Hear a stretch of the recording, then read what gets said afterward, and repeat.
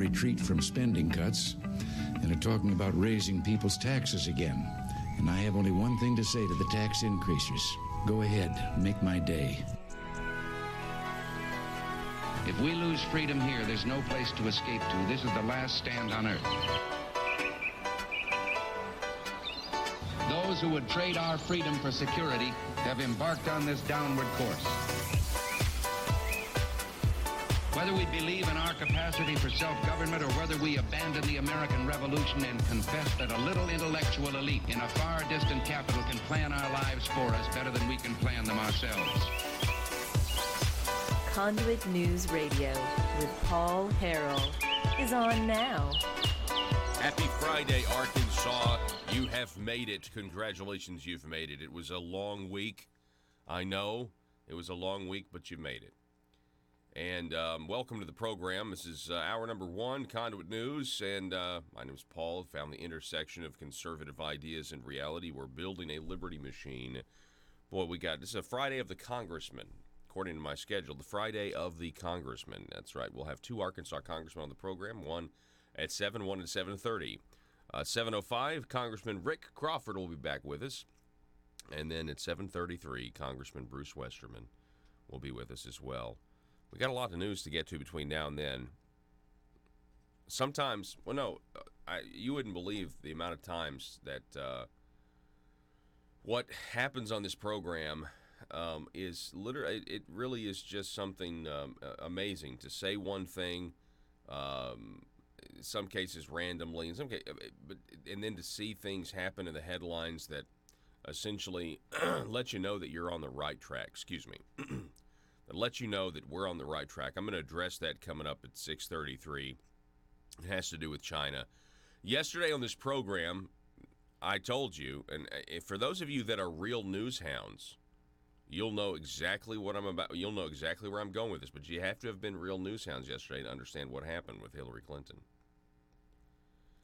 Yesterday on the program, I asked several times if China goes into all of these other countries, Mozambique, Cuba, Zimbabwe, and if the first thing that they do, which is what they do, if the first thing that they do is grease corrupt politicians, meaning pay off, enrich corrupt politicians before they actually come in with their deals, their economic development deals, what makes us think that they would treat Arkansas any different? We would be naive to assume, well, they're doing that in all these other countries, but they're not going to do it here in Arkansas. I'll tell you, there's been a development in that, and I'll tell you about it coming up at 6:33, somewhere in that time frame. Telephone number 870-275-9799. The President of the United States, Donald Trump, holding a rally yesterday in New Hampshire. I was amazed at the crowd size. I got to tell you that. I was. We're going to get. We'll show you pictures of that here in just a second.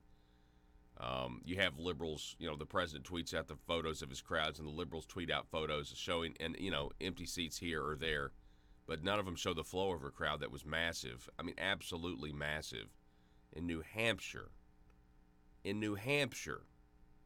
Yeah, and I know you got to assume that some people are traveling from other states that are big Trump fans around that area because it is such a small, New England, northeast area. But still, do the Democrats have anyone still that can pack an arena like Donald Trump? Anyone? Michelle Obama? Could she do it? I got a theory about Michelle Obama that nobody said, that I've heard. Joe, here's my theory about Michelle Obama. My theory about Michelle Obama is that I don't think she would do too well with young people. And the reason is this: lunches. There are a slew of voters who are now 18 plus years old that remember when their lunches at school were edible, and then Barack Obama got elected and his wife decided to micromanage what they were eating. I'm dead serious. I think this is a legitimate point. Everyone talks about Michelle Obama's going to get in the race, going to do amazing. I don't think you realize how angry the entire country was with, Miss Health Dictator, Miss Healthy Lunches Active Dictator, when she was, telling everybody, well, you can't. They took out soda machines. They took out, the good. Of course, they took out the good cinnamon rolls, I think, a long time ago. But maybe that was her. I don't know. Anyway, they took out all the food that they were giving calorie restrictions to athletes. All these people now are 18 plus years old. They had 8 years of this. They remember their lunches being edible at school, and then all of a sudden Obama got elected and they weren't. You think they're going to vote for Michelle Obama? Now maybe they will. I don't know, but I think that's a factor that no one's considering. People are, you start messing with their food supply. Typically, people don't like that. Throughout history, President Trump ripped the establishment yesterday in New Hampshire.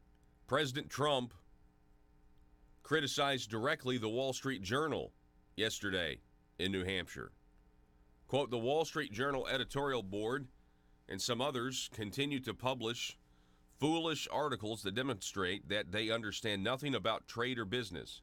Talking about the Wall Street Journal being critical of the president's trade war with China. Again, when China wants to get things done in a country, the first thing that they do is they go into that country and they pay people off. Breitbart News' Charlie Spearing has the piece here. The president spoke about the paper, the Wall Street Journal, during a political rally in New Hampshire. Quote, I lose all the cards if we take off the tariffs, Trump replied. The fact is, the leaders in my position, they did not do a damn thing. They didn't talk. Past leaders followed the terrible advice of these editorial boards that are frankly totally inexperienced in business, and our industries were utterly devastated. Globalism enriches foreign countries at our expense. Now, think about that. Globalism enriches foreign countries at our expense. I love our country. I am President of the United States of America and not the President of the world.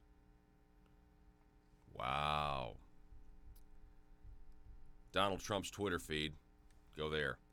Thank you, New Hampshire. Keep America great. Look at this, Joe. Throw these photos up there.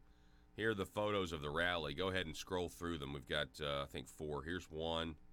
And then we got another one. And then we got another one here. Yeah. And look, there's the overflow crowd, okay? Now, so the left is already saying the president's not showing the upper decks. The president's not showing the upper decks. Because there are empty seats. This is according to the photos I saw. You don't know. It could have been as the rally was leaving, some liberal leftist or something snapped the photos. But right above, behind the president, there were a few empty seats up top there. And the left is taking that and they're saying, oh, there are empty seats everywhere. Yeah, you don't ever know. We don't ever know. The fact is, does the left have anybody that's going to have people stand? Does the left have any candidate that's going to have people standing outside like that? Look at that. Watching on a big monitor in New Hampshire? I mean, all I'm saying is it goes to show you that the way the media is representing the president, and more importantly, the way the media represents the way Americans view the president, is just not accurate. Can we say that?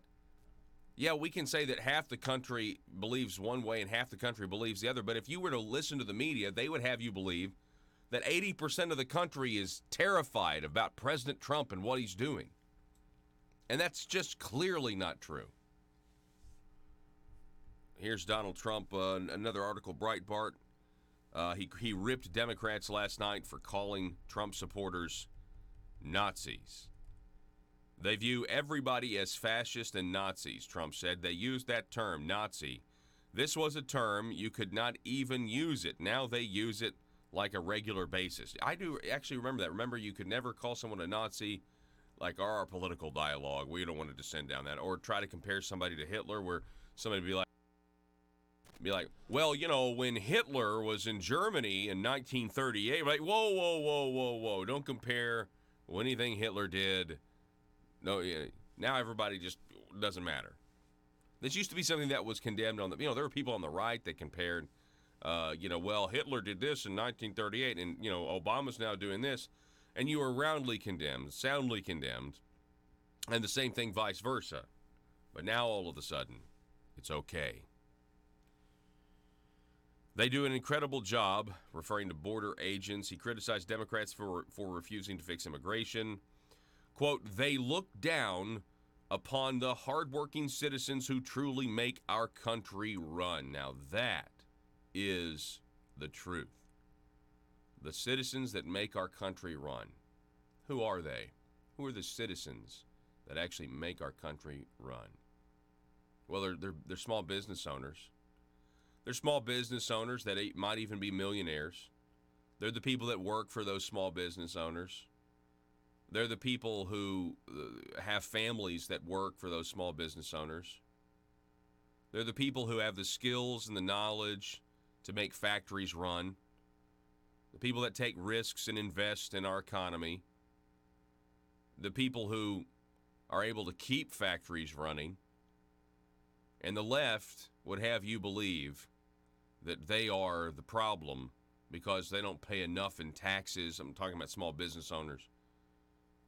Or they, and those are the people that make this country run. Those are the people that put products on the shelves.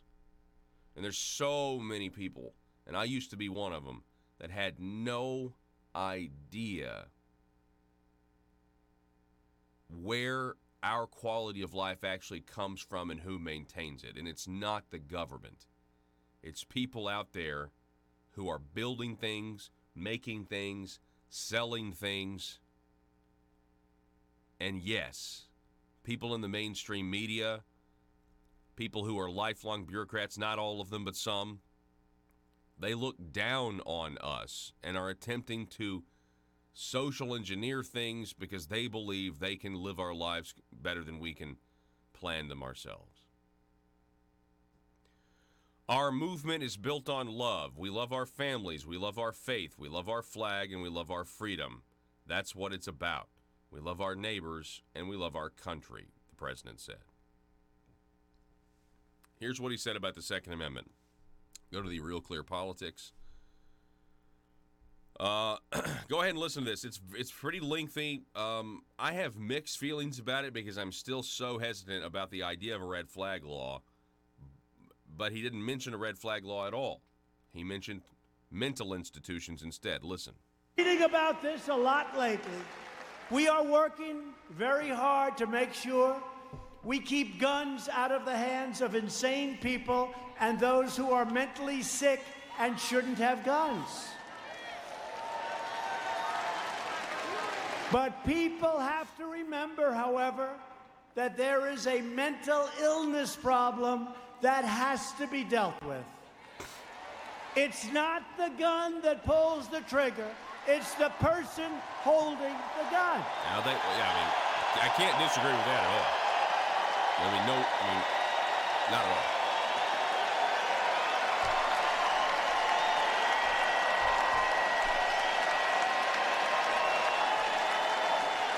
This is New Hampshire, by the way. Years ago, many cities and states, I remember it so well, closed mental institutions for budgetary reasons. They let those people out onto the street. You probably have your examples up here. I can tell you in New York, they closed so many of them, and they let really seriously mentally ill people out on the streets. And you see plenty of them today, even today. We're going to have to give major consideration to building new facilities for those in need. We have to do it.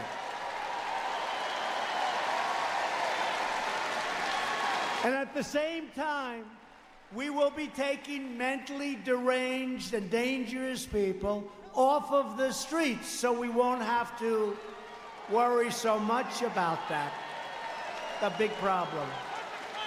We don't have those institutions anymore, and people can't get proper care. They're seriously ill people, and they're on the streets. We can't make it harder for good, solid, law-abiding citizens to protect themselves. We will always uphold the right to self-defense, and we will always uphold the Second Amendment. We will. Stop. Okay. So let's hope that when the president says we will always uphold the Second Amendment, that means that the right of the people to keep and bear arms shall not be infringed. Now, with the prospect of building new mental institutions and focusing, oh, by the way, the Dayton shooter was high on cocaine. I have reports about him being high on cocaine, and he was on antidepressants. I don't know if those are antipsychotics, but definitely antidepressants according to reports. So, mental institutions, I don't know what the due process is for having somebody involuntarily committed, but surely it's more than, the danger with a red flag law, right, which could be, hey, you're wearing a Trump hat. And I don't think you should have guns. So these frivolous claims, false alarm. And I think the president was largely, I think we can kind of say here, the president was largely trolling the left with their arguments for red flag laws, even though he said he's open to them.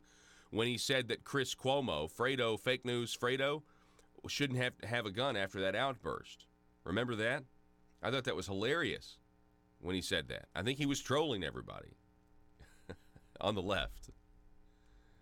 That under a red flag law, Fredo Cuomo, fake news Fredo, wouldn't be allowed to have a gun after an outburst like that because somebody would report him. Oh, this guy's deranged. This guy threatened to throw somebody down the effing stairs. It's interesting to think about. So, tell me what you think. I mean, is there anybody out there that knows the due process on mental hospital? Are there old laws that were in existence?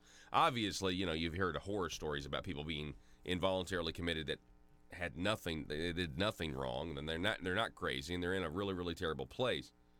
Of course, we do have different standards of health care now than we did, more oversight and that sort of thing. But still, I mean, there's people in nursing homes right now that are being abused right now. So I don't know. I mean, I definitely agree that the problem is people who are mentally unstable, no doubt, right? No doubt. And I definitely know that more gun control is not going to stop somebody who's determined to murder somebody. They're going to find a way to get a weapon, get a gun, or make a fertilizer bomb. I mean, this is proven out. I mean, can you think of anything more frustrating? Almost, and I know people on the left have good intentions because they're afraid of guns. I can give you a little sympathy there. I still don't take my rights, though. I mean, that's where it stops. I mean, I can sympathize with your ignorance, but bullets are, American citizens are being shot at. And your government, or the left, the Democrats, and some Republicans, their ideas are to take your guns away. Now think about how cruel that is. People are shooting at us, law-abiding Americans, and the government's solution is to make it harder for you to get a gun or take your guns away without due process. How is this held up as a legitimate opinion? Think about it. It's Johnny Cash Friday. Back in a moment.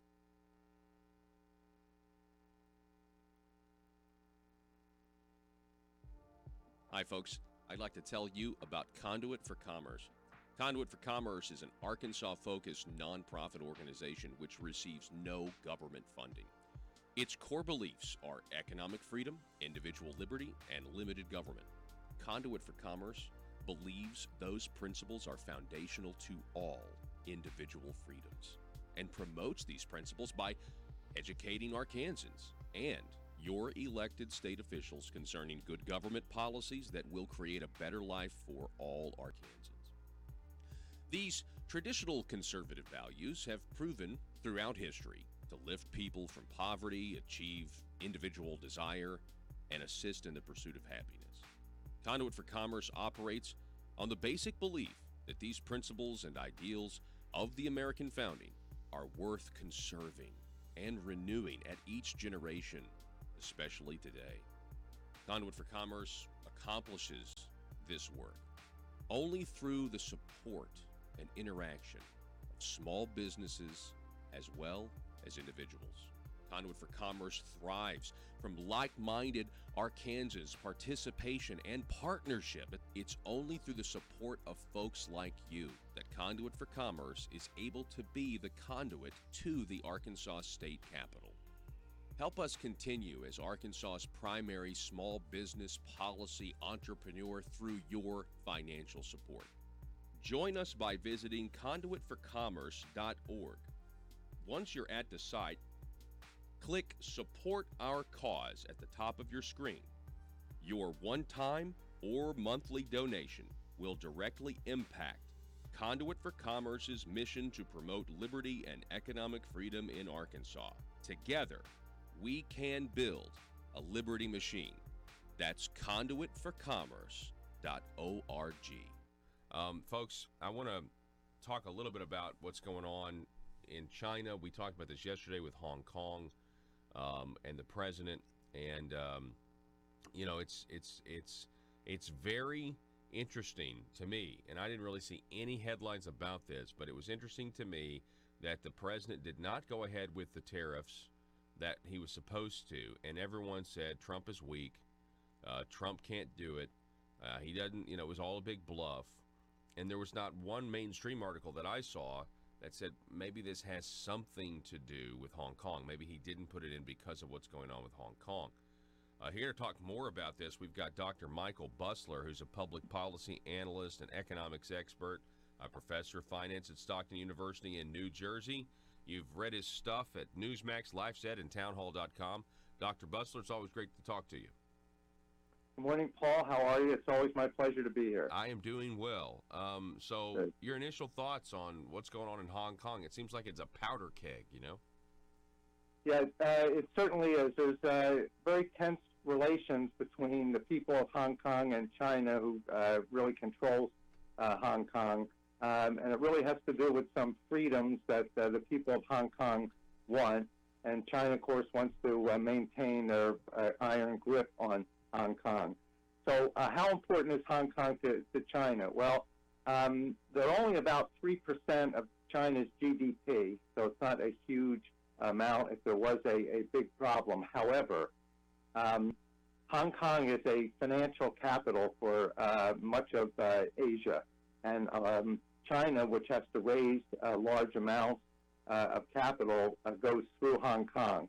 And if there is a problem, it could severely impact China's ability to get more capital, and that will slow their economy even further.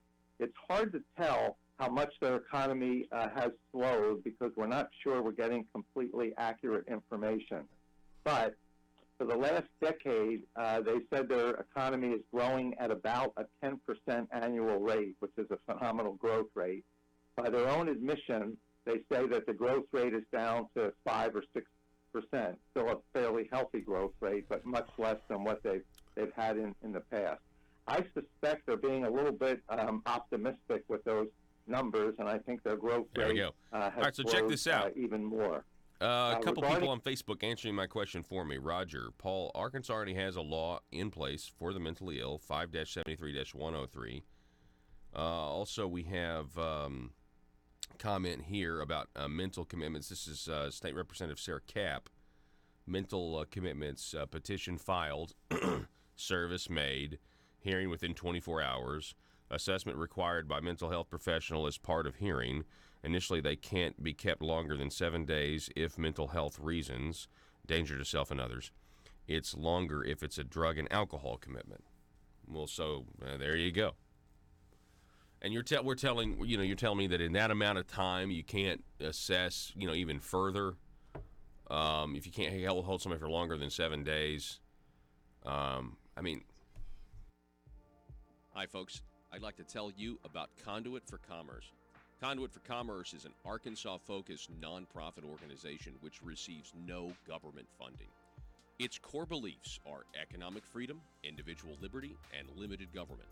Conduit for Commerce believes those principles are foundational to all individual freedoms and promotes these principles by educating Arkansans and your elected state officials concerning good government policies that will create a better life for all Arkansans.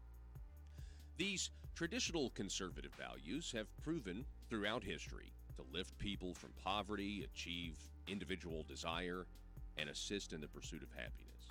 Conduit for Commerce operates on the basic belief that these principles and ideals of the American founding are worth conserving and renewing at each generation, especially today. Conduit for Commerce accomplishes this work only through the support and interaction of small businesses as well as individuals. Conduit for Commerce thrives from like-minded Arkansans' participation and partnership. It's only through the support of folks like you that Conduit for Commerce is able to be the conduit to the Arkansas State Capitol.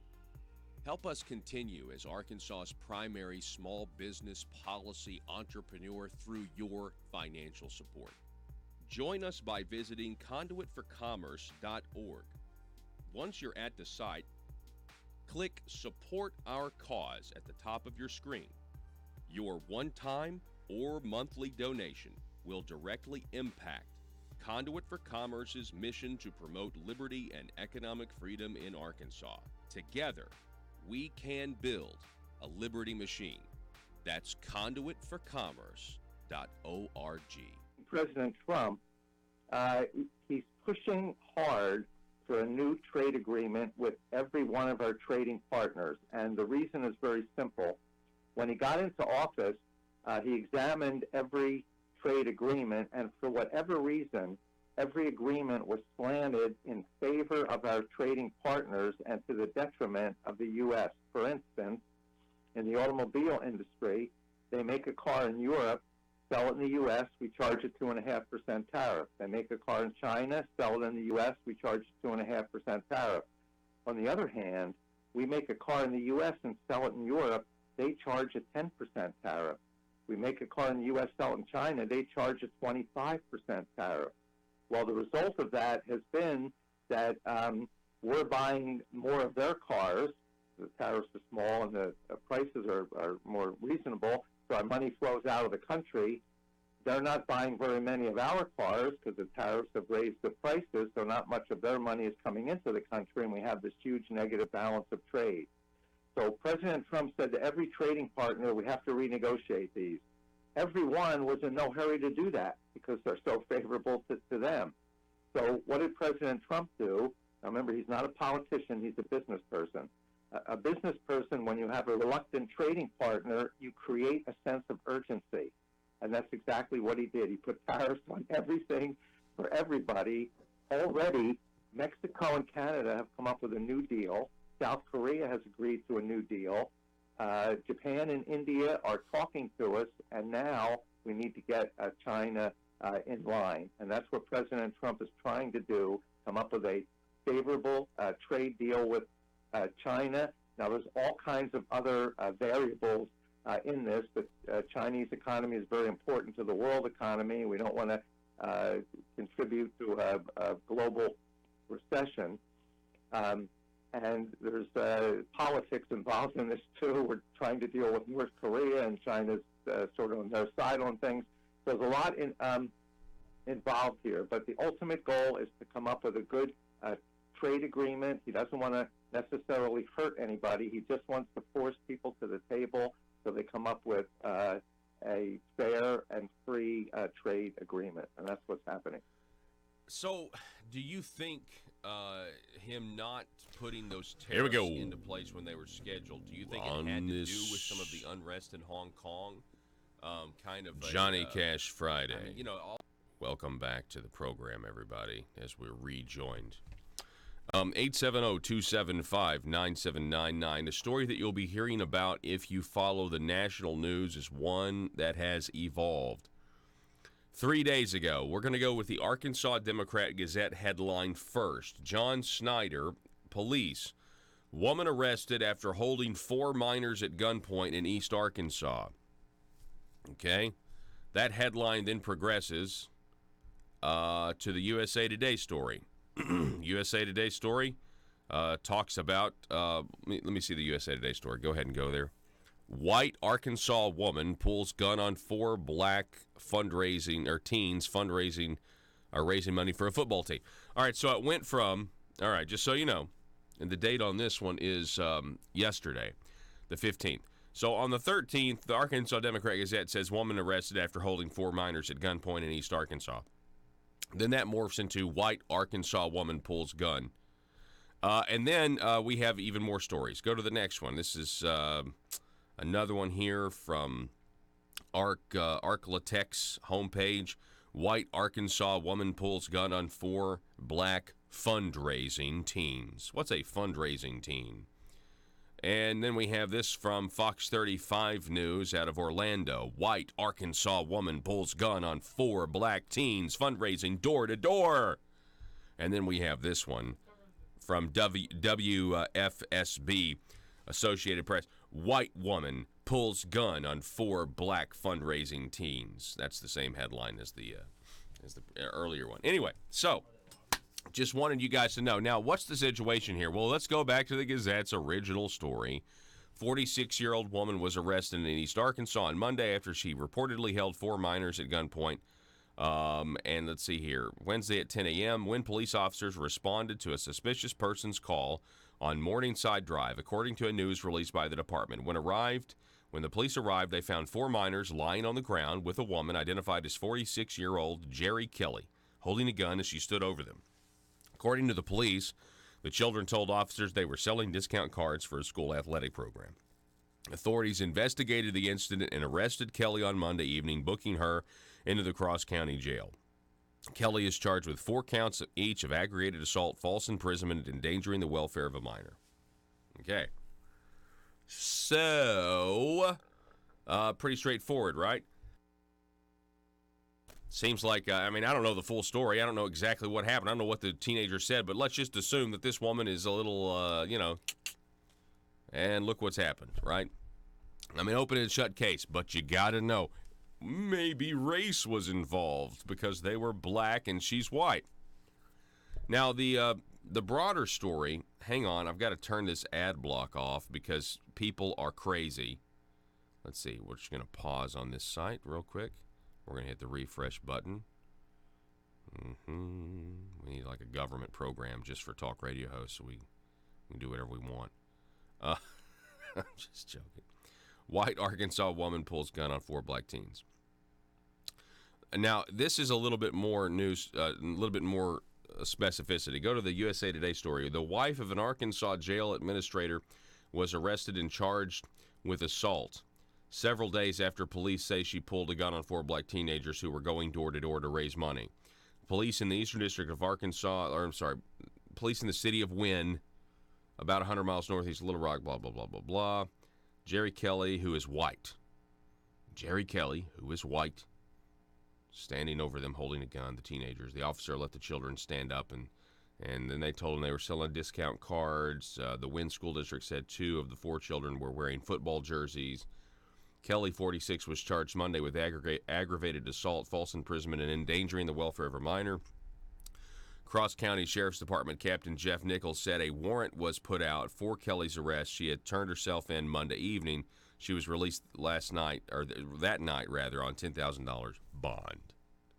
And so now there's all the speculation as to why wasn't there a mugshot of her? Why wasn't there a mugshot? Apparently she had a medical emergency during the arrest, and there wasn't a mugshot taken. Anyway, this has got everybody speculating, and any chance to highlight potential racism is the media's main goal. They want us divided. Even when you have incidents where people make stupid decisions, it sounds like this woman made a terrible decision for whatever reason. Who knows what the reason was? Is that a mental problem? Is that a mental illness problem? When you're going around pulling guns on people that are just totally innocent? Assuming that that's the case. Anyway, so we'll update you on this as it develops, but I just wanted you to know that the evolution of the headline is, to me, the story. You know, once they found out that they were 4 black teens, and then there was a white woman in her house answering the door, then they rewrote the headline. White Arkansas woman pulls gun on 4 black teens raising money for football team. The nation that's this narrative. They're trying to rewrite history, the press. Is there still racism? Absolutely. Is this an example of it? I don't know. Honestly, I don't know. We don't know the facts.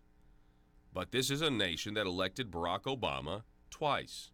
This is a nation that elected Barack Hussein Obama 7 years. 7 years after Saudi Arabians on airplanes flew into the Twin Towers. Think about that. No one ever talks about that. What a racist country we are. What a bigoted nation we are. If you'd have told somebody, I've said this before, but if you'd have told somebody on September 12th, 2001, well, you know, in 7 years, we're going to elect a guy who's got the middle name Hussein as the president of the United States. You're like, oh, no. It's too soon for that. Whoa. Slow your roll there, partner. There's no way America is going to elect a guy who's got the middle name Hussein in his name. No way that's going to happen 7 years after 9/11. But it did. Twice. So, but we're a racist and bigoted country. Racism is a bigger problem now than it's ever been. Sheila Jackson Lee said that racism was the biggest national security threat we're facing right now. All right, moving on. Yesterday I told you that China, when it goes into a country to try to exploit their resources, whether it's the minerals in Zimbabwe, Mozambique, Cuba, not all minerals, but you know, when they have an economic interest in a country, the first thing that China does, without fail, is they go in and they find the politicians who that they can give money to, who they can grease, if you will, to then get what they want. And the question I raised was, if that's happening in every country that China does this to, why would we assume it's not happening in America? Why would we assume it's not happening when our chief economic development philosophy in Arkansas, when it comes to bringing companies here, for the most part, is China? Is China, and going to the Shandong province. I've been pronouncing it Shandong, but it's the Shandong province. So why would they do anything different is the question, right? And I know. It's uncomfortable to even ask. It's uncomfortable to even suggest, but I think it must be asked, considering the fact that by the Democrat Gazette's own admission, we are in the middle of the largest Arkansas political scandal in the last 20 years. Now, I know there's nothing to connect China to all of this yet. It's mainly just healthcare companies and lobbyists and everything else. But my point is, if John Woods walks into Milton Russell, Rusty Cranford's office and raises his shirt up and says, "I'm not wearing a wire, where's my $30,000?" That is evidence that these people knew the FBI was on their tail, and yet they continued in their corrupt activities anyway. Now, that is a level of corruption that I think is unique, especially in the United States of America. So, China might feel right at home. I mean, if they're bribing and greasing politicians in every other country, here in Arkansas, I think it's a safe bet that we've got some takers. What do you think? That's all I'm saying. I think it's a safe bet that we've got some takers. So, I said this yesterday, and then you had the Senate committee release a bipartisan investigation, a bipartisan report into the investigation of Hillary Clinton's emails. Of note is whether or not a foreign nation was able to see or hack into Hillary Clinton's private server to obtain information, state secrets, and a whole lot of other stuff. That is what is of issue. So people were reading the report yesterday extensively, and eventually we get a story from the Epoch Times. And let me see here. Do I not have this story? I know we have it. Joe, go ahead and show this story real quick. And I'll actually switch to my phone because I know I have it for my phone. I'm just not sure why it didn't make it onto my screen as well. Here it is. Real quick. Boom. So over at the Epoch Times, this posted yesterday by Ivan Penchukov. Hillary Clinton's emails were sent to Gmail address similar to name of Chinese company. All but 4 of the 30,490 emails from Hillary Clinton's unauthorized email server were forwarded to a private Google email address featuring a name similar to a Chinese company, according to documents released by a Senate committee on August 15th. Virtually every email that was sent to and from the Clinton email server was forwarded to Carter Heavy Industries at gmail.com, which raised concerns that a foreign actor gained access to Clinton's emails after an intelligence community inspector general investigator searched Google for Carter Heavy Industries and came up with a result for Shandong Carter Heavy Industries, according to the documents. Shandong Carter Heavy Industry is a Chinese manufacturer of excavators and heavy machinery. The company did not respond to requests for comment. But for clarification, go ahead and go to the Google search results because I just want everybody to see this. Zoom in. Zoom in. If you Google search Carter Heavy Industries, the number 2 result, the number 1 result is the article we're reading from. The number 2 result is Shandong Carter Heavy Industries. And you see it's all written in Chinese under there. You see all of the, yeah. Okay, so now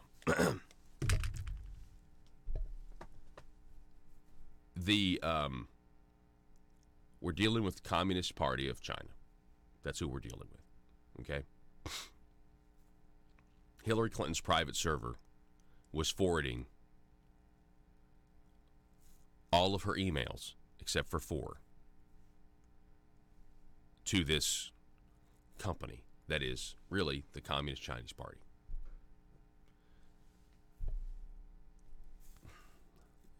Can we go to the next one, please? Okay. If you just do a Google search for Asa Hutchinson Shandong, you will see that the economic development projects that Arkansas is attempting to bring here, we're trying to bring Chinese communist companies here, they're all from the Shandong province. Rui, Shandong Technology Group, Sun Paper, Shandong. I mean, this is where I can play the clips for you, okay? This is where apparently the best deals were, if you can call them that. This apparently is where you would go. This is where Asa went. This is where our governor went to Shandong province to get these companies. These are not private companies. These are communist entities, okay? They are from the Communist Party of China.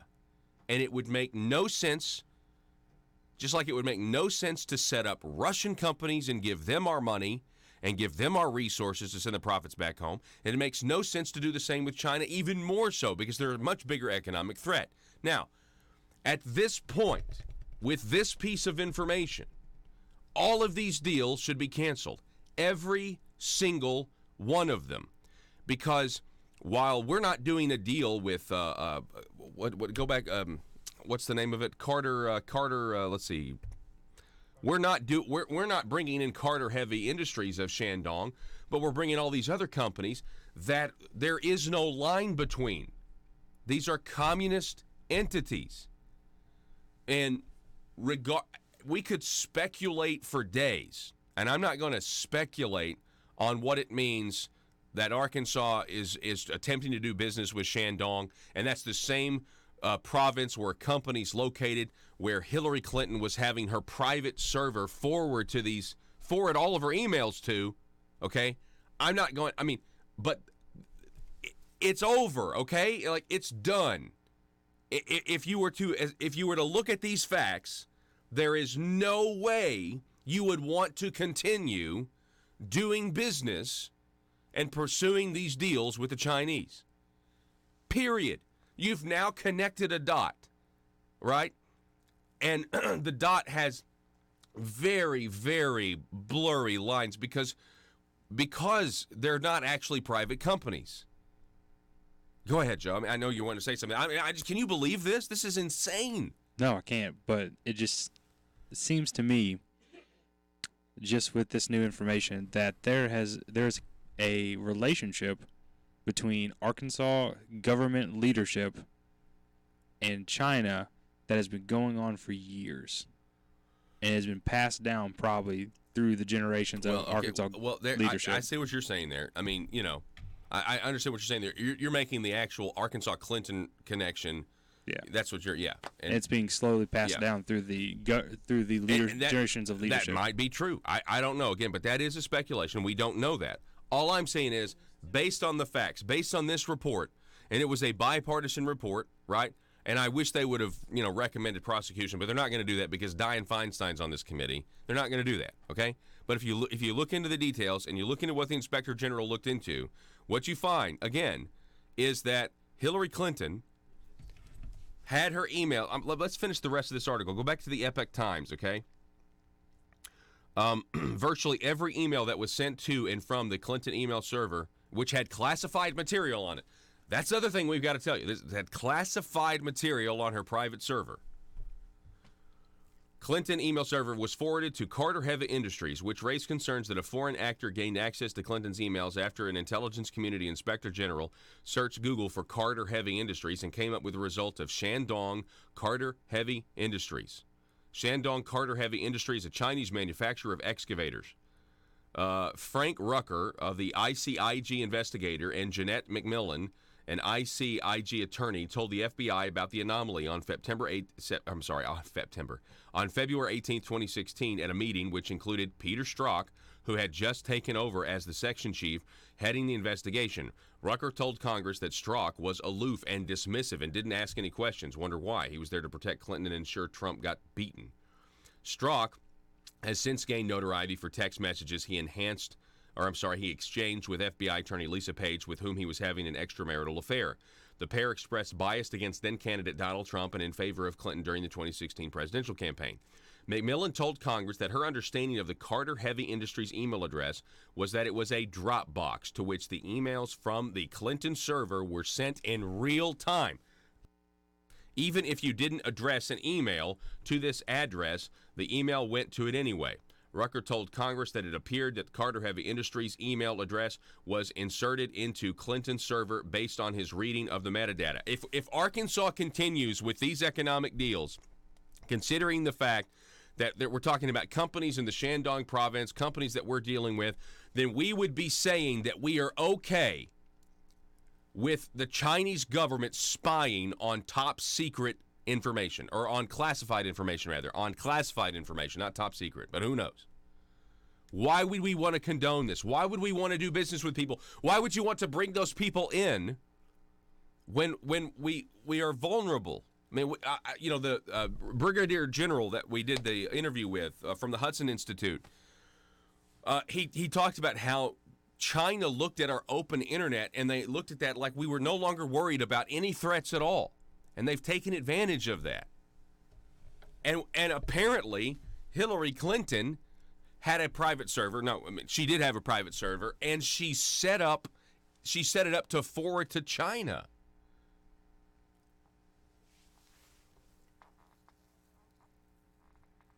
Hello, Arkansas legislature. Are you listening? Please stop this madness. You know what? I don't like the economic development that we do at all. But if you're gonna do it with an American company. Do it with somebody that Hillary Clinton's not in cahoots with. How about that? How about that? Can we agree there, please? This has got to stop. This doesn't make any sense. Why China? Back in just a moment. Oh. Why did Hillary Clinton forward the emails to China? It looks like in exchange for large donations to the Clinton Foundation. That's another piece of the pie. Back in a minute. Hi, folks. I'd like to tell you about Conduit for Commerce. Conduit for Commerce is an Arkansas-focused nonprofit organization which receives no government funding.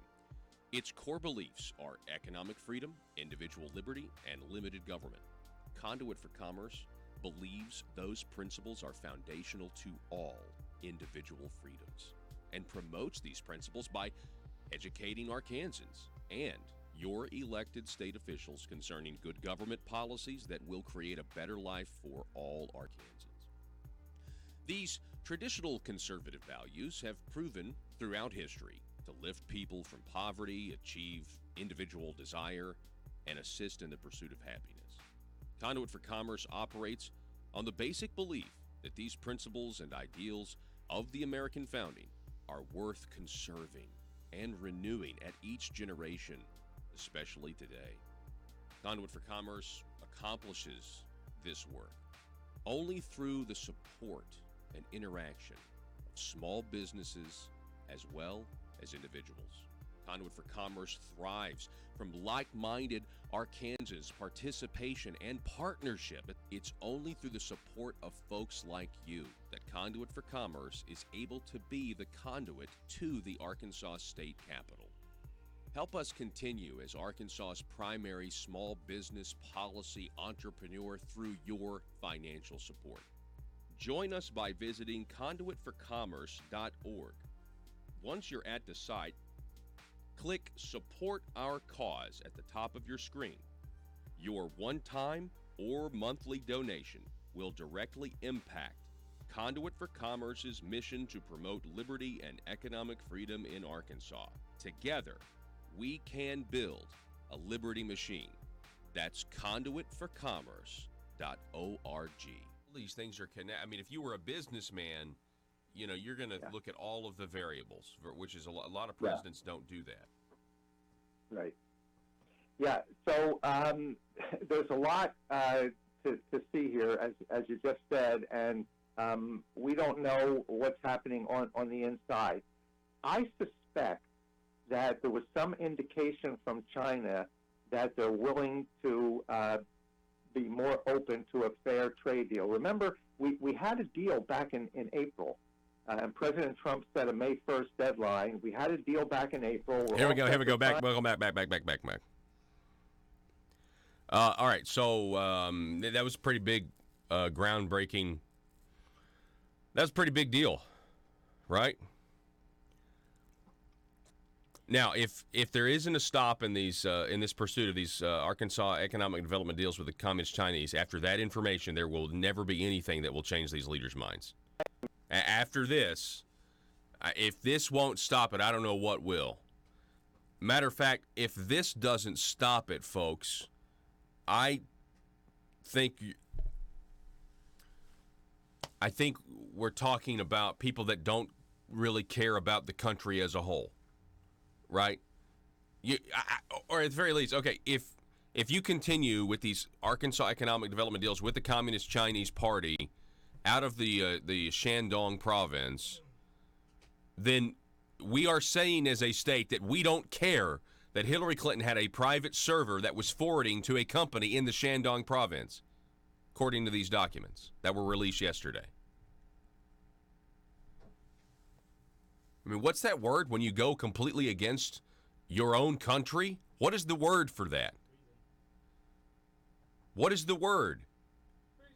Why would anybody continue to pursue these deals after what we found out yesterday? One more hour coming your way next. Congressman Rick Crawford. The news and talk of Northeast Arkansas. This is News Talk 101.3 FM and 12:30 AM KBTM, Jonesboro, an EAB radio station. Hi, folks. I'd like to tell you about Conduit for Commerce. Conduit for Commerce is an Arkansas-focused nonprofit organization which receives no government funding. Its core beliefs are economic freedom, individual liberty, and limited government. Conduit for Commerce believes those principles are foundational to all individual freedoms and promotes these principles by educating Arkansans and your elected state officials concerning good government policies that will create a better life for all Arkansans. These traditional conservative values have proven throughout history to lift people from poverty, achieve individual desire, and assist in the pursuit of happiness. Conduit for Commerce operates on the basic belief that these principles and ideals of the American founding are worth conserving and renewing at each generation, especially today. Conduit for Commerce accomplishes this work only through the support and interaction of small businesses as well as individuals. Conduit for Commerce thrives from like-minded Arkansans' participation and partnership. It's only through the support of folks like you that Conduit for Commerce is able to be the conduit to the Arkansas State Capitol. Help us continue as Arkansas's primary small business policy entrepreneur through your financial support. Join us by visiting conduitforcommerce.org. Once you're at the site, click Support Our Cause at the top of your screen. Your one-time or monthly donation will directly impact Conduit for Commerce's mission to promote liberty and economic freedom in Arkansas. Together, we can build a liberty machine. That's conduitforcommerce.org. Very important to the world economy. We don't want to contribute to a global recession. And there's politics involved in this, too. We're trying to deal with North Korea, and China's sort of on their side on things. There's a lot involved here. But the ultimate goal is to come up with a good trade agreement. He doesn't want to necessarily hurt anybody. He just wants to force people to the table so they come up with a fair and free trade agreement. And that's what's happening. So, do you think him not putting those tariffs into place when they were scheduled, do you think it had to do with some of the unrest in Hong Kong? Kind of I mean, you know, all these things are connected. I mean, if you were a businessman, you know, you're going to look at all of the variables, which is a lot of presidents don't do that. Right. Yeah. So there's a lot to see here, as you just said, and we don't know what's happening on the inside. I suspect that there was some indication from China that they're willing to be more open to a fair trade deal. Remember, we had a deal back in April, and President Trump set a May 1st deadline. We had a deal back in April. We're all set to sign it. China, at the last minute, decides we're not going to go along with what we said we're going to go along with. So President Trump could have put tariffs in then. He said, look, I'll give you till September 1st to come up with an agreement. Well, it's approaching September 1st. There's no agreement. President Trump said, I told you if there's no agreement, I'm going to put additional tariffs on September 1st, which he was all set to do. I suspect there was some talk between China and the U.S. indicating if you just give a little more time, we can probably work this out. So President Trump, he's very patient. Remember, President Trump plays the long game. He's not interested necessarily in winning a specific battle. He's just interested in winning the war at the end. So I believe what he said was, okay, China, I'll give you another 90 days. If we can come up with something or get reasonably close to coming up with something within 90 days, we'll not put on any more tariffs, and indeed we may reduce some of the tariffs. So I think we're getting a little closer, and I think he said, I'll give you 90 days more to try to come up with something. We're talking with Dr. Michael Busler. He's a economist, professor, public policy analyst.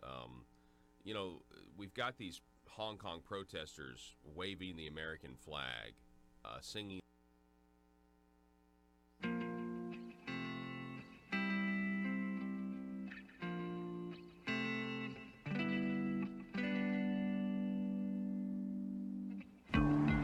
think it's time we ask ourselves if we still know the freedoms that were intended for us by the Founding Fathers. They seem to be in full-scale retreat from spending cuts and are talking about raising people's taxes again. And I have only one thing to say to the tax increasers. Go ahead, make my day. If we lose freedom here, there's no place to escape to. This is the last stand on earth. Those who would trade our freedom for security have embarked on this downward course. Whether we believe in our capacity for self-government or whether we abandon the American Revolution and confess that a little intellectual elite in a far distant capital can plan our lives for us better than we can plan them ourselves. Conduit News Radio with Paul Harrell is on now. All right, folks, welcome. Hour number 2. Thank you so much for being with us. The intersection of conservative ideas and reality. We're building a liberty machine here. Welcome back to the program. We have on the line Congressman Rick Crawford is with us. Rick, good morning to you. Hey, good morning. Always great to have you on, sir. What is going on? What's like the biggest thing on your mind right now, or one of the biggest issues you're working on in D.C. right now for the people? Well, I think we really need to focus on USMCA. That's an important thing right now. That's the basically the revised version of the trade deal with Canada and Mexico, United States, Mexico, Canada agreement. That seems to have kind of gotten lost in amongst a lot of other issues. I just came off of my ag tour and visited with farmers. I was down in Marietta at the cotton station yesterday, and this is really weighing pretty heavily on them. And the other thing that, quite frankly, it does, it strengthens our hand with China, knowing that we have this tight relationship with our two closest neighbors, and this should be somewhat of a template for how we proceed in future trade deals. So it'd be really important to get that done. Unfortunately, it's kind of bogged down in more of a political consideration and a policy consideration, as often is the case in Washington, and Speaker Pelosi does not want to give the perception that Donald Trump is winning on anything, and so she's sort of holding this thing hostage, for lack of a better term, looking for a way. I mean, the reality is I think she knows it needs to happen, but she's looking for a way to attach it to a piece of legislation that produces a win for her and can sort of marginalize the USMCA as sort of a ancillary type of thing, and the president doesn't get a whole lot of credit for that, and so I think it's largely a political consideration. You talk about your agriculture tour, and of course we are in the middle of this trade war with China. We talk about it every time you're on the program. We also have this situation in China with Hong Kong, which they're waving the American flag. And, I haven't really seen too many articles. There's been a few now since I originally criticized it.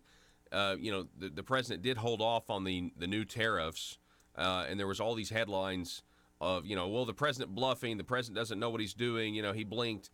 And there was hardly anything that said, well, maybe he held off on the new tariffs because it had something to do with what's going on in Hong Kong. I mean, not even, this idea that it's just, that these two things are mutually exclusive. It's just laziness on the press's part. No, absolutely. I mean, here's what we're seeing in Hong Kong right now. This is 30 years on from Tiananmen Square.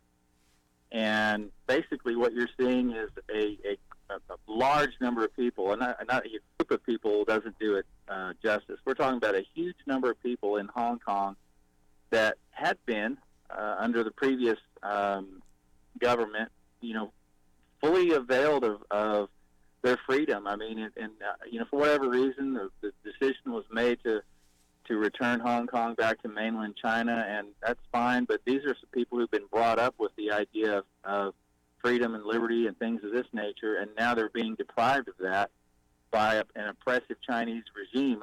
And there's evidence that supports or that suggests that they're moving on Hong Kong militarily. Well, that's what happened in Tiananmen Square. Let's not forget about that in 1989, which was a defining moment, for the Chinese. And the other thing that's going on, while all this is taking place, should be no surprise that they're taking the position that they're taking, China with regard to Hong Kong.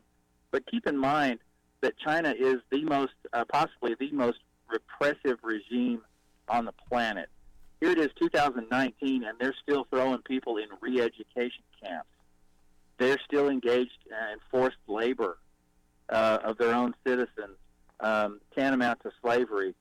They punish religious and ethnic minorities severely and subject them to this type of treatment. And all the while, we have these people in the United States talking about our good friends in China and how we need, the president's off base and we need China. It's like they need us in more ways than one. They need our leadership to say you can't treat your people like that and expect to be rewarded. They need us to be a leader in the Pacific Rim, which we haven't been, but we should be. But the fact of the matter is, and I told this group of farmers yesterday, and all I got was a whole lot of nodding heads, we have to change and retool the relationship with China. I think the best case in that scenario for us with regard to China is that they become a retail consumer of U.S. products. The idea that they're going to be a wholesale destination, a wholesale market, has probably changed. But that doesn't mean that that can't be a significant market for us. It's just going to be a little bit different. We're going to have to go through countries like Vietnam, Malaysia, Singapore, India, and continue to develop our relationships with those countries and assume a much more proactive leadership posture in the Pacific Rim to address China. But the idea that we're going to just everything's going to be great and we're going to have a great relationship with China going forward is probably not realistic. Doesn't mean that we're disregarding the fact that it's a significant marketplace. It's just we're going to have to change the dynamics of how we engage to access that significant marketplace. And the other thing we need to do is always be willing to step up and call them out on their bad behavior. For example, the things I mentioned before, where they're oppressing the Uyghur minority population in Western China. It's egregious, the things that they're doing. It's 2019, and they're still doing re-education camps, for crying out loud. It's unbelievable. And where are these people that decry the president's stance with China, knowing that information is out there and available if they just want to look? And yet they're acting like China is, some sort of paragon of virtue. And it's just not the case. They are extremely bad actors. We've talked about this at length about their belligerent economic practices, and what that's about is less about their economy and more about their military, their Belt and Road Initiative and what that portends, their Made in China 2025 initiative, and how they really want to supplant the United States as the preeminent economic and military power on the globe. That's their goal, and they don't really care how they achieve it. They try to make people think that somehow they're engaged in some manner of quasi-capitalism, but everything over there is a state-owned entity, and it's highly subsidized because they're not trying to make a profit. They're trying to outlast other businesses. Their goal is to put products on the market at a discount and run other companies out of business and other nations, basically, out of the business of exporting products, so they become the premier supplier of anything, whether it's electronics, whether it's machinery, you name it. That's what they want to do. And there are costs associated with doing business in China. If you're a U.S. manufacturer and you want to go put in a plant in China, be prepared to give up all your proprietary information, all your technology. And then within a very short period of time after you've started manufacturing your widget, there'll be a factory down the street that's manufacturing the exact same thing with a different label on it, but the same product. That's what they're about. You mentioned, we're talking with Congressman Rick Crawford. You mentioned that during your ag tour, you had a lot of nodding heads. So, I mean, I really feel like these Arkansas farmers, and I saw a story, excuse me, with the Iowa farmers as well. They really seem to have a mindset that is geared towards patriotism. They realize that the way things have been being done have got to change. Is that your take on Arkansas farmers? Well, I saw a poll August 7th, so it's not too, it's pretty recent, not very old. Purdue University is a premier land-grant institution. So in the state of Indiana, Purdue is like the University of Arkansas here. It's a land-grant institution that's geared heavily toward agriculture. they put out conducted a poll, and they published the results of that poll, I believe, on August 7th, and shows that 78% of farmers support Trump's posture with regard to China. 78%. That's pretty phenomenal. Yeah.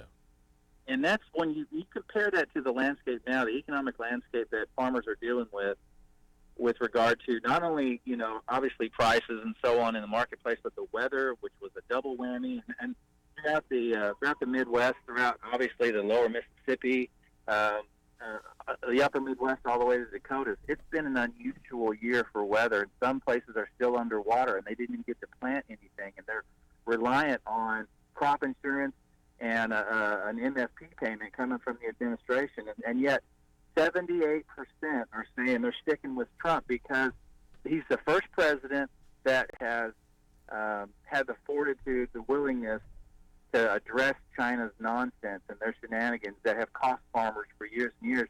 And so in the short to intermediate term, yes, this is going to be a little bit difficult. But in the long term, it's necessary. And on that note, let me just explain one other thing. In the United States, when we think about long-term strategic planning, we look out over a 5-year period. China's long-term strategic planning is 50 to 100 years. And so they can outweigh us. They've been doing it for years. They're a much older country than the United States, and they view things differently than we do. And so we have to retool our own way of thinking. Are we going to be around here in another 100 years? Then we need to act like it. Mm-hmm. We need to think about where we are in 50 years and sort of position ourselves to achieve those goals. And we're very short-term thinking, and our attitude is really, right here at the end of our nose and not much further. And we need to break from that sort of. I don't know if I wouldn't necessarily say it's a cultural practice per se, but it's something that Americans tend to be pretty much here and now short-term thinkers.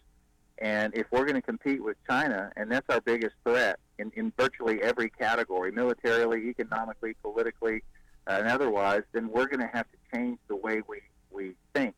And so we have to look out a little further than 5 years. We're talking again with Congressman Rick Crawford. I know since you're on the Intelligence Committee, you may already know a lot of this, but a Senate committee yesterday released a report, an investigation into Hillary Clinton's emails, her private server. And in those documents, it said that all of her emails but 4 were being forwarded to a Gmail account with a name. And if you Google that name, Carter Heavy Industries, it's actually a Chinese company from the Shandong province. I mean, so you talk about China being a threat. We have Hillary Clinton here, who it appears was sending all her emails to China for them to look at. Right.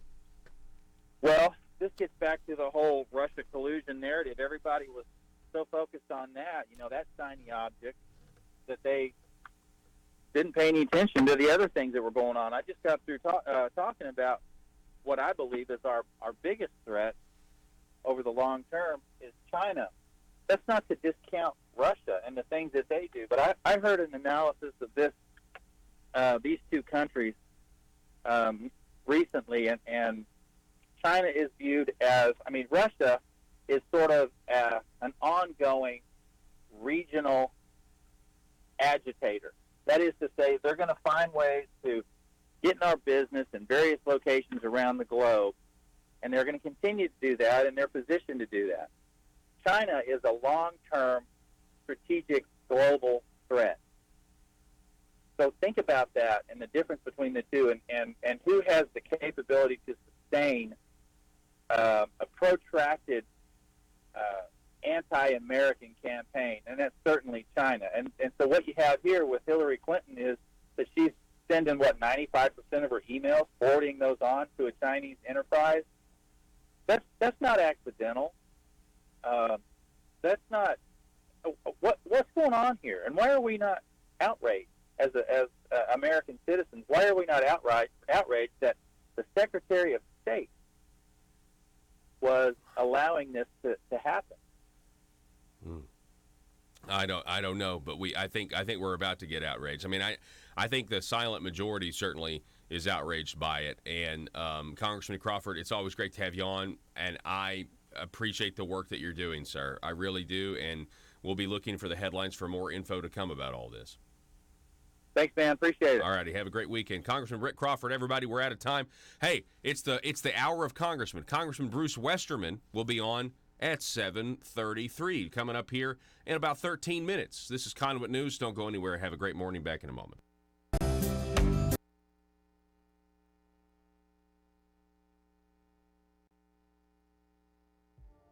Hi, folks.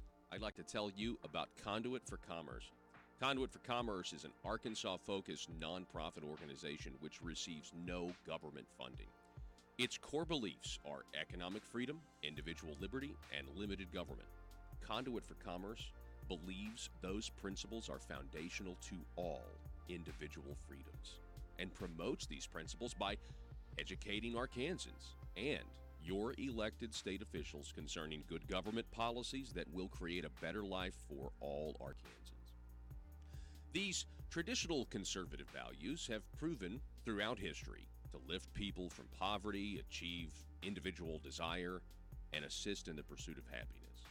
Conduit for Commerce operates on the basic belief that these principles and ideals of the American founding are worth conserving and renewing at each generation, especially today.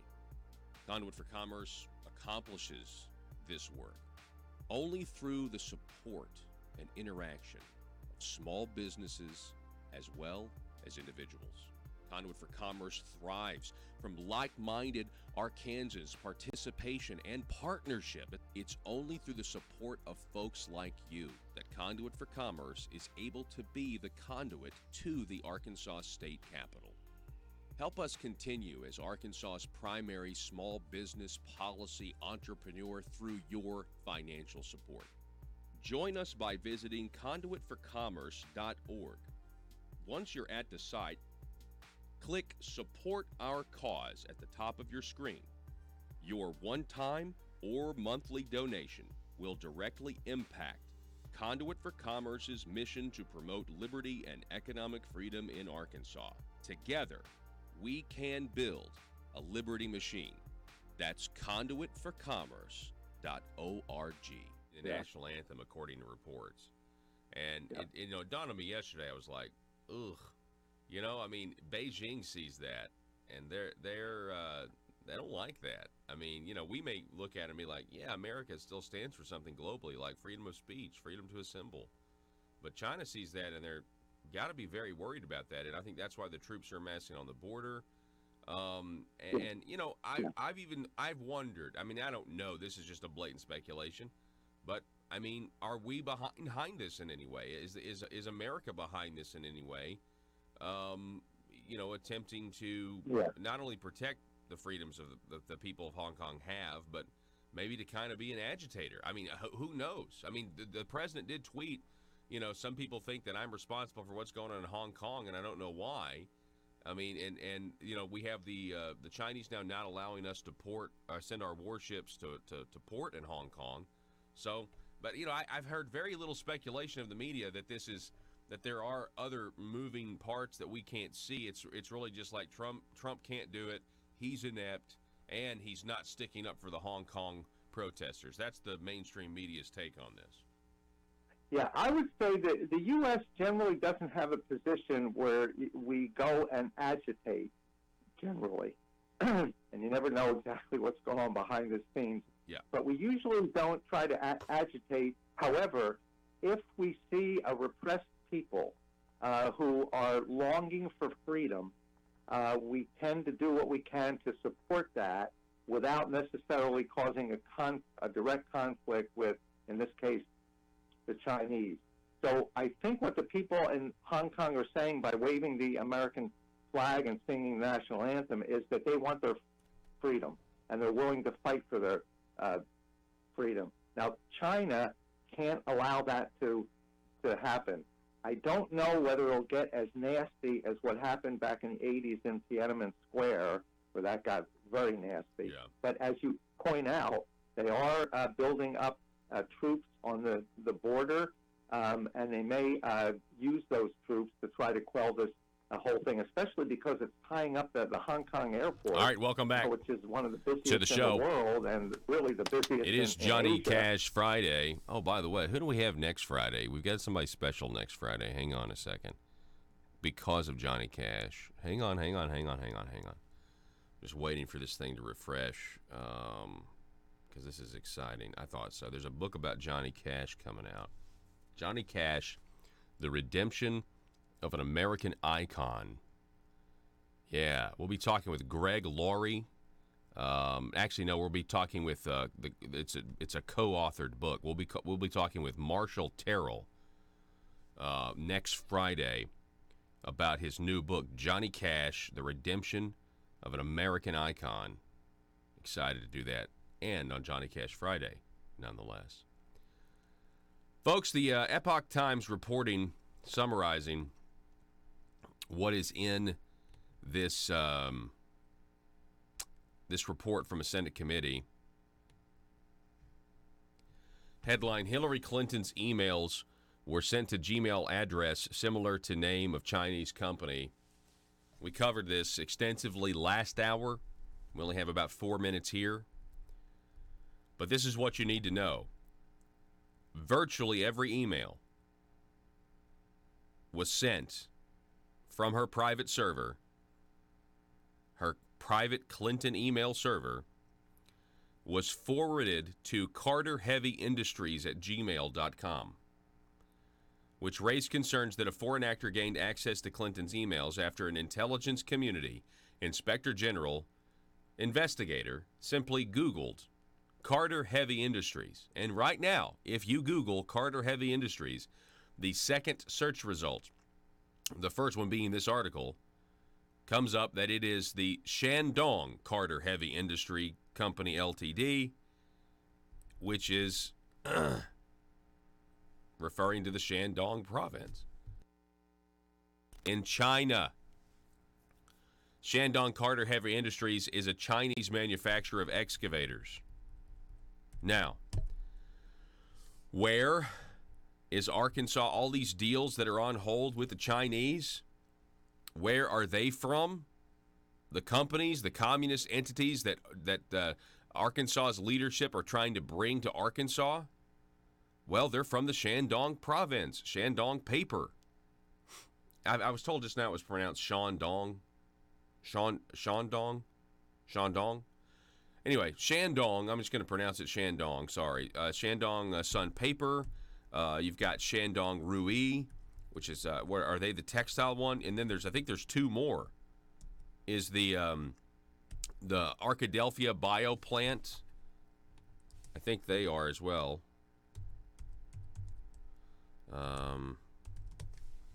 Let's see what that says. Let's see here. Anyway, the bottom line is this.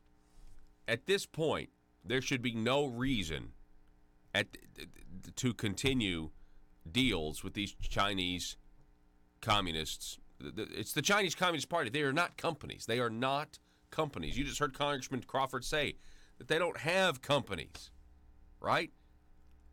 So why is Arkansas continuing to do it? And I will go back to my question from yesterday. In every situation where China goes and invests in another country, Mozambique, Cuba, South America, Zimbabwe, and many, many, many more, they always first, before they do anything, is they grease the politicians. They grease the corrupt politicians. So why would we assume, given that we know Jake Files, John Woods, Jeremy Hutchinson, and many, many more are either in jail or going to go to jail for their public corruption, why would we assume that they would not grease Arkansas's politicians before they come and ink these deals? The fact that there are no separate companies, they're all communists, and we're talking about the same province.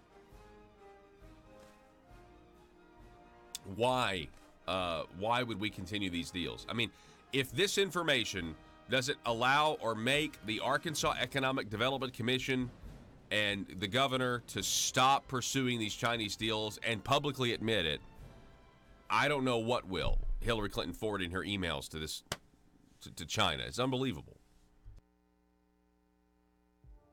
Hi, folks. I'd like to tell you about Conduit for Commerce. Conduit for Commerce is an Arkansas-focused nonprofit organization which receives no government funding. Its core beliefs are economic freedom, individual liberty, and limited government. Conduit for Commerce believes those principles are foundational to all individual freedoms and promotes these principles by educating Arkansans and your elected state officials concerning good government policies that will create a better life for all Arkansans. These traditional conservative values have proven throughout history to lift people from poverty, achieve individual desire, and assist in the pursuit of happiness. Conduit for Commerce operates on the basic belief that these principles and ideals of the American founding are worth conserving and renewing at each generation, especially today. Conduit for Commerce accomplishes this work only through the support and interaction of small businesses as well as individuals. Conduit for Commerce thrives from like-minded Arkansans' participation and partnership. It's only through the support of folks like you that Conduit for Commerce is able to be the conduit to the Arkansas State Capitol. Help us continue as Arkansas's primary small business policy entrepreneur through your financial support. Join us by visiting conduitforcommerce.org. Once you're at the site, click Support Our Cause at the top of your screen. Your one-time or monthly donation will directly impact Conduit for Commerce's mission to promote liberty and economic freedom in Arkansas. Together, we can build a liberty machine. That's conduitforcommerce.org. Where we go and agitate, generally, and you never know exactly what's going on behind the scenes. Yeah. But we usually don't try to agitate. However, if we see a repressed people who are longing for freedom, we tend to do what we can to support that without necessarily causing a direct conflict with, in this case, the Chinese. So I think what the people in Hong Kong are saying by waving the American flag and singing the national anthem is that they want their freedom, and they're willing to fight for their freedom. Now, China can't allow that to happen. I don't know whether it'll get as nasty as what happened back in the 80s in Tiananmen Square, where that got very nasty. Yeah. But as you point out, they are building up troops on the border, and they may use those troops to try to quell this whole thing, especially because it's tying up the Hong Kong airport, which is one of the busiest in the world and really the busiest in Asia, and that's going to have a bunch of negative effects on the economy of not just China, but perhaps other countries in Asia is what the fear is. So we don't know how strong China will be and what kind of a response ultimately China will have. I don't think China's going to let this go on a lot longer. It is hurting them both economically and politically, so I don't think they're going to let this go on much longer, but I'm not sure that they would go full force like they did with... Here we go. 870-275-9799, telephone number if you want to contribute to the program today. Welcome back to the show. We got Congressman Bruce Westerman is back with us. Bruce, how are you this morning? Good morning, Paul. I'm doing well. Good to be with you. Yes, sir. It is always a pleasure to have you on. So I know things in D.C., especially when the House of Representatives are dominated by Democrats. I know it's tough, but what are some of the things that you're working on right now? Well, we're on our so-called August recess, so spending a lot of time in the district and getting out and visiting constituents, been doing a lot of tours. I'm actually out in California this morning because an organization called the Western Caucus, which is about 150 House members and I think 20 or so senators who work on issues focused on mainly natural resources and rural issues. I told them yesterday you could call this the Rural Caucus or the Natural Resources Caucus, but it's been around for quite some time, and these are issues that are very important to the West. Forestry being one of the big ones, and water issues and mining. And we had a meeting out here to visit some of the fire damaged areas and also to see some of the work that the Forest Service has been doing since some of those policies that I've worked on so much got passed in the Farm Bill and in some other pieces of legislation. So it's been a pretty informative trip. I've got another tour this morning, and then we're doing a press conference on some new forestry stuff, and then I'll be heading back home to Arkansas. So it's well, first of all, been a busy week. Yeah, thank you for calling in. I mean, it's 5:30 where you are right now, then, right? Yeah, that's nice. Good way to start the morning. I appreciate you getting up so early. Okay. Well, so hey, speaking on the forestry thing, you being a forester, forest management, is that why California has such bad wildfires? Because they've got some environmental hesitancies to go in and actually clean out the forest, the underbrush, things like that. Oh yeah, it's played a huge role in it, and you can just you can pretty much map or chart the wildfire intensity and the wildfire frequencies, and a lot of it started when the infamous spotted owl issue began back in the 90s. It took a while for these forests to grow in, but now we're just seeing the results of no management. But fortunately, we're starting to see that change a little bit.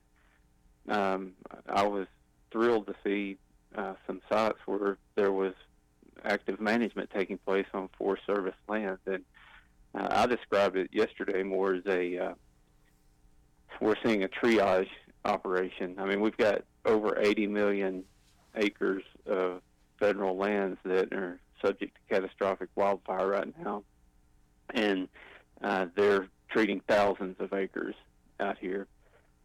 So you do the math on that, and it's going to take a long, long time. But what they're focusing on are something called the wildland-urban interface. This is where you have home and the forest merging together and doing thinning operations around homes and businesses, and also along utility corridors where you've got these power lines that are in areas that have dead trees and overgrown trees right next to the power line. That's how the big campfire started. So they're doing projects to thin along the power lines as far as 2,000 feet on each side of the power line. And then also a huge issue out here, and we're so blessed with water in Arkansas that I think we take it for granted sometimes, but these forest fires devastate the watersheds and the drinking water and rivers and lakes where people recreate. They just get hammered by silt and ash and things like that when you get these fires, and then the rains come along, or the snow and the snow melt.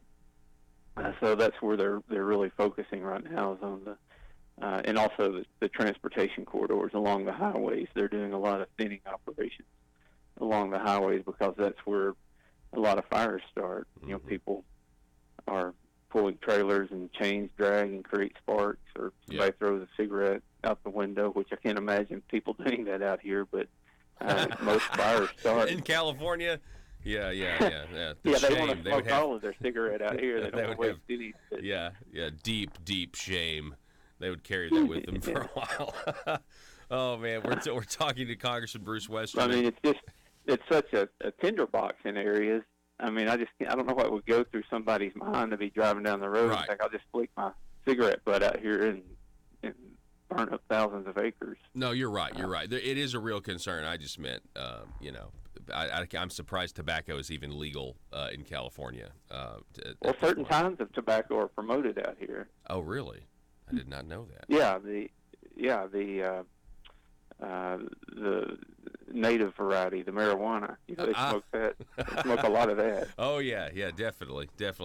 So you recently, Ryan Norris from he's the Arkansas State Director for Americans for Prosperity. He commended you as well as your colleague Congressman Crawford, who we just spoke to, Senator Cotton, for voting against the latest budget. And I think, there's a lot of people who are at least trying. I don't know if they're going to have much luck, but they're trying to get the national conversation refocused on the debt and the fact that our fiscal house is not in order. What's your response to that? Well, it's not been in order for a long time, and the problem is spending. And I've just beat my head against the wall on that since before going to Congress and while in Congress. And if the first thing we got to do is get the truth out of D.C. and get more transparency in what's actually happening. And there were people just railing against the Tax Cuts and Jobs Act bill, saying that it was going to increase the deficit. Well, you can look and see that tax revenue did not decrease with the Tax Cut and Jobs Act. It actually still increased. So the federal government got more money the year after the Tax Cuts and Jobs Act than it had the year before. The problem is the spending increased a lot more than it did the year before. And the way the Congressional Budget Office scores this stuff is they have a baseline that has a built-in increase in it that might be 5 or 6%. And if the increase in spending isn't as much as CBO projects it should be, then they'll count that as a spending cut. So you could grow spending by 3 or 4%, and CBO put a report out that said you cut programs by 2% because it didn't meet the 5 or 6% built-in rise that they said should take place, and that stuff just doesn't get reported on.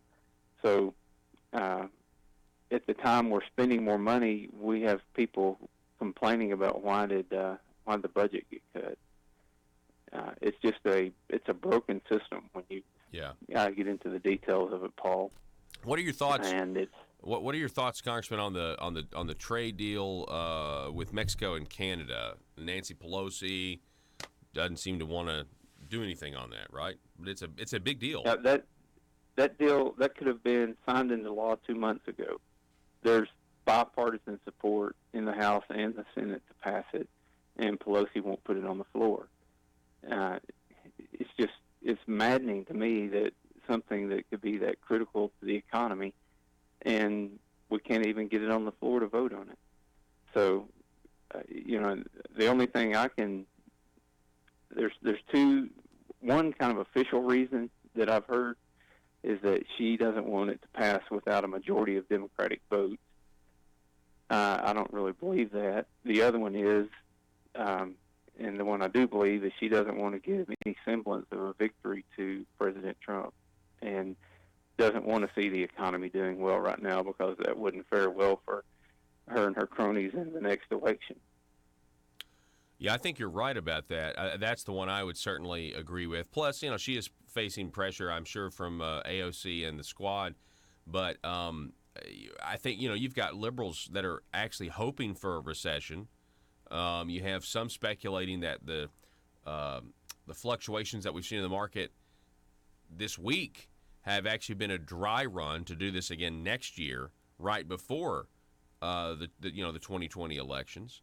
So, I mean, I don't know. I don't think the Democrats like the economy because it does nothing but help the president continue, for another 4 years. And so it's kind of odd that we are so, and I'm sure the Republicans have done this too, back when, to some degree, when Obama maybe here or there, but there seems to be definitely a lot more coordination between the media, the Democrats, and they definitely would love to have a recession if it meant getting Trump out of office. I don't think there's anything bad that they wouldn't mind happening if it meant that Trump would not get another 4 years. I think you're right. And, Republicans did oppose President Obama a lot. I opposed President Obama a lot because I thought his policies were going to hurt the country. And, I disagreed with the policies he had. This is something that most people will agree will help the country, will help the economy. And, it's a lot different when you're doing it strictly for political reasons and not for convictions on what you think would be best for the country. And if you go back to the Mueller report, it was sickening to me that there were people actually hoping that a sitting president of the United States had committed collusion. What, as an American, should we hope that any person that got elected to president had committed collusion? That's just crazy. Mm-hmm. And yet, and here's the thing, and yet, in spite of all of that, he had this rally in New Hampshire last night, where you have the enthusiasm, you have all of these people in the arena, you have people standing outside watching on a giant screen. I mean, I don't know if there's anybody on the Democratic side that's running for president that can compete with that level of enthusiasm and attendance. Yeah, I don't think so either, especially when they're going one-on-one against Trump. And if you look at who's in the field, but again, we're a long ways away from the election in today's world, where it's instant news, and what you think the day is going to be focused on when you get up by noon, it may be totally different. That's true. That's certainly true. Congressman Bruce Westerman, I appreciate you coming on as always. Thanks for getting up with us. And I know, it's 5:30 in California where you are. Best of luck on your tour and your rest of your time back in Arkansas. I hope you enjoy it, sir. All right, Paul. Have a great one. All righty. You too. Have a great weekend. Folks, we're going to take a break. We're going to reset. We're going to come back. We've got a meme of the day. It's pretty funny. Also, Ghislaine Maxwell was spotted at an In-N-Out Burger reading a book about CIA agents' deaths. I'm not making that up. That's what the book anyway, we'll tell you about that too when we come back. Allow that to happen. I don't know.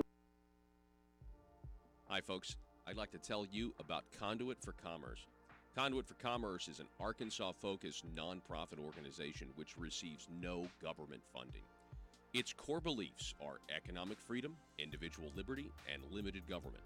Conduit for Commerce believes those principles are foundational to all individual freedoms and promotes these principles by educating Arkansans and your elected state officials concerning good government policies that will create a better life for all Arkansans.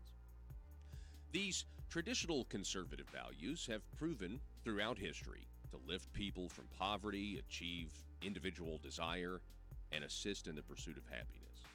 Conduit for Commerce operates on the basic belief that these principles and ideals of the American founding are worth conserving and renewing at each generation, especially today. Conduit for Commerce accomplishes this work only through the support and interaction of small businesses as well as individuals.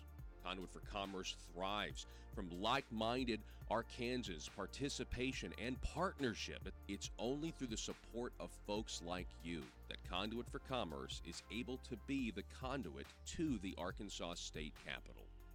Help us continue as Arkansas's primary small business policy entrepreneur through your financial support.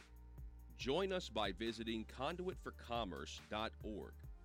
Once you're at the site, click Support Our Cause at the top of your screen. Your one-time or monthly donation will directly impact Conduit for Commerce's mission to promote liberty and economic freedom in Arkansas. Together, we can build a liberty machine. That's conduitforcommerce.org. Can't allow that to happen. I don't know whether it'll get as nasty as what happened back in the 80s in Tiananmen Square, where that got very nasty. Yeah. But as you point out, they are building up troops on the border, and they may use those troops to try to quell this whole thing, especially because it's tying up the Hong Kong airport, which is one of the busiest in the world and really the busiest in Asia. And that's going to have a bunch of negative effects on the economy of not just China, but perhaps other countries in Asia is what the fear is. So we don't know how strong China will be and what kind of a response ultimately China will have.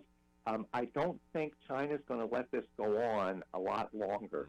It is hurting them both economically and politically. So I don't think they're going to let this go on much longer, but I'm not sure that they would go full force like they did with Tiananmen Square. So there's a lot of variables here. The U.S. certainly supports any people that are longing for freedom. The U.S. will do what they can to support that, and I think that's the case here. If you had to guess or speculate right now or pick a side, do you think the Chinese agree to a trade deal with the United States before the 2020 elections? If I had to speculate, and as you've said, there are so many variables involved here, but I think they will come up with an agreement before the 2020 election. Their economy is hurting significantly. They can't sell because of the tariffs. They can't sell a lot of products like steel, and that's causing them to have to lay off people. When they retaliate by putting tariffs on food products. Now that hurts the Chinese people too. The reason U.S. manufacturers are over there in the first place is the labor cost is extremely low, and it's cheaper to make things over there. Well, if the labor cost is low, it means people's wages are low. So they have low wages, and now you're raising the cost of food to people with low wages, and that causes obviously a lot of problems and tensions. So I don't think China can allow this to go on for another year or so, and I think they're going to come to the table and come up with something, I believe, before the 2020 election. Dr. Michael Busler, it is always great to talk to you, sir. Really appreciate your thoughts and your analysis. All right, welcome back. Thank you, Paul. It's my pleasure. Look forward to doing it again. Absolutely. Welcome back to the program, folks. We appreciate you being with us on this Johnny Cash Fridays. We're kind of wrapping things up. First of all, it's Friday. Congratulations. You made it. You did it. It's the weekend. Joe and I were just talking about a Bible study that he was in, and one of the verses that they were going over in the book of James. And he made a great point just now about, and all the stuff we talk about, all the stuff that we talk about on the air, about politics, and just about how bad things seem to have gotten sometimes. And then this verse, and just go ahead and read it in the full context, if you will. So it's James chapter 3, starting verse 13. Who is wise and understanding among you, but his good conduct, let him show his works in the meekness of wisdom. But if you have bitter jealousy and selfish ambition in your heart, do not boast and be false to the truth.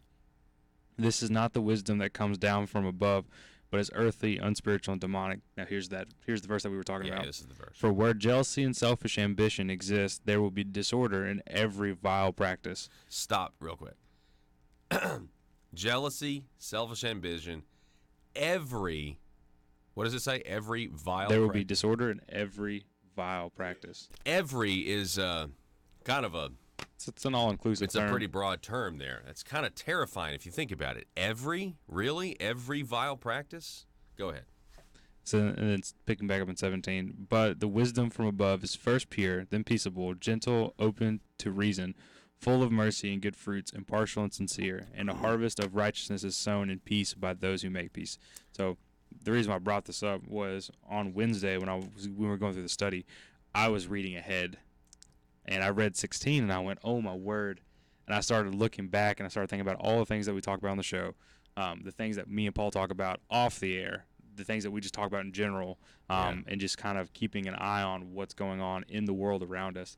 And the people that are currently under fire on the left, Jeffrey Epstein, all of the people surrounding him currently, these people exist in a world of selfish ambition and jealousy. They're jealous of one another for what they have, for what each other has, and their selfish ambition leads them to do vile things. So now that they have these things in their life, their social circles, they themselves in their own personal life, and everything that they do now is corrupted by both the vile practices that they do and disorder. So they will go out and do every vile practice. And, you can back this off a little bit, and, you could say, well, every vile practice could also be a little white lie. It can be all the way down to your local dog catcher, city councilman, state representative, state senator, and selfish ambition. Mm-hmm. Hey, I'm not wearing a wire. But think about that. That is so profound to where there's jealousy. So you're not content in terms of you're looking over, you're jealous of what someone else has. Maybe they're autographed photos of a Pete Rose baseball bat. Did you hear about my nice apartment in downtown Little Rock? A nice apartment in downtown Little Rock. And I thought things were jealousy and self-ambition, then it allows every vile thing. And I think that certainly describes politics and, this how we're trying to govern ourselves, on this side of eternity. And it's certainly and to be honest, it leads to a topic that I've talked about with other people before, and most people that I've talked about disagree with me. Echo chamber and whatnot. Just kidding. But that when people lash out against Donald Trump, President Trump, for the things he says, I always think to myself, the presidency is not a position of moral authority. It never has been. It never will be. And they treat it as such. And it's... Yeah. That's interesting as well. It upsets me. But anyways. Yeah. Well, speaking of that, we can let's go to the meme of the day right now. Meme of the day, bringing back Harambe. Remember Harambe, the gorilla that took the kid, and then everybody was upset. Harambe they killed him because he was going to kill that kid. So this is courtesy of I think it's supposed to be Patriot Jose, but it's got some underscores and a letter or number for letter. _ Triot Jose. Yeah. Anyway, we'll post it up at Conduit News Twitter and Facebook. It's Harambe talking to the kid. Listen, kid. I don't have much time. I have information that will indict Hillary Clinton. The thing is, he doesn't even get to finish Hillary Clinton. It's like yeah. I have information that will indict Hillary Clinton. And then boom. Beep. Anyway, okay, we'll post that one up there. Speaking of Hillary Clinton, Jeffrey Epstein's madam that was running the operation for him, according to reports. Ghislaine Maxwell spotted in In-N-Out Burger in first photo since her death, according to the New York Post. The Post found the socialite hiding in plain sight in the least likely place imaginable, a fast food joint in Los Angeles. Maxwell, 57, the alleged madam to the multimillionaire pedophile, was scarfing down a burger and fries and shake al fresco in an In-N-Out Burger while reading the book. Listen to this. Quote, "The Book of Honor, The Secret Lives and Deaths of CIA Operatives, a nonfiction bestseller by journalist Ted Gupp." Think about that for a second. Now, that's wild. Now, why is that wild to me? It's wild to me because you had the former Labor Secretary Acosta, who came under all that heat because he was the prosecutor when Jeffrey Epstein got the sweetheart deal in 2008. According to the Daily Beast article, Acosta said, "I was told he was intelligence, and that's why he basically got the sweetheart deal." Now he didn't admit that in the recent articles, but this was a while ago. I was told he was intelligence, and so everybody's like, "Well, was it a blackmail operation? Which intelligence agencies are we talking about? Which intelligence agencies are you working for?" And while we don't know nothing conclusive. What a book to be photographed reading. I mean, come on. I wonder if that's even a coincidence. I mean, it might even be a message. I mean, really? Ghislaine Maxwell going to go to In-N-Out Burger and she's not going to be seen? She's going to think she's not going to be seen? She's reading a book, The Book of Honor, The Secret Lives and Deaths of CIA Operatives? I'm telling you, man, truth is literally getting to the point, especially when it comes to all this pedophilia stuff, pedophile island, everything else. It is stranger than fiction at this point. And you gotta read between the lines. Even read past this New York Post headline. Arkansas, I want you to have a fantastic weekend. We'll see you back here on Monday. Be safe.